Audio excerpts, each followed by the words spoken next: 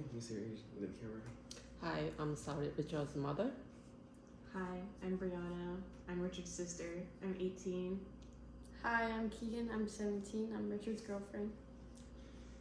Alright, so today we're going to be talking about ACL, what the ACL is and how it impacts your life. So first things first, I want to ask you guys a question. Do you guys do any high demanding physical activity or play any sports?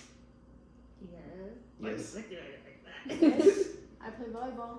Yeah, so then whether you do or don't, you should know about what the ACL is and how often people tear their ACL during sports or any high demanding physical activity. So pretty much what the ACL is, the ACL, also known as the anterior cruciate ligament, is a tissue that connects your femur to your tibia and it allows your knee to move, bend, and just rotate. And like I was saying before, when you tear your ACL, it normally happens in some type of high demanding physical activity or like sports or anything along those lines. When it comes to fixing your ACL, most doctors or surgeons recommend you have surgery in order to fix your ACL because that's pretty much the only way to do it.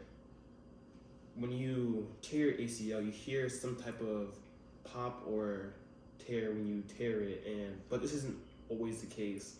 For example, recently I know someone that tore their ACL while they were stretching, and while they were stretching, they didn't realize they tore it. They just felt kind of pain in their knee, and they didn't hear any type of pop. So it really just depends on like the person and how they tear it. According to Winkler, he says that one of the only ways to fix your ACL is by having surgery because it's damaged and you just need to take it out and put in a new one. That's when two types of reconstruction comes in. That's autograft and allograft.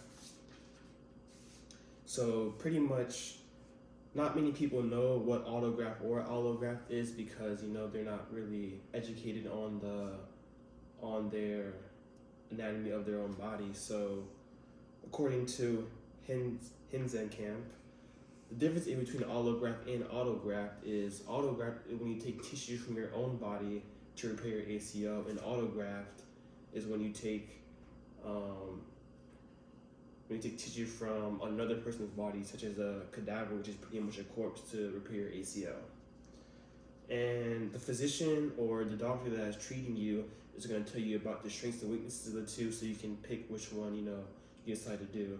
They're going to talk about things like pain assessment after the surgery, how the odds of re-tearing your ACL, and how long it takes to actually be back in the shape and your ACL will be fine.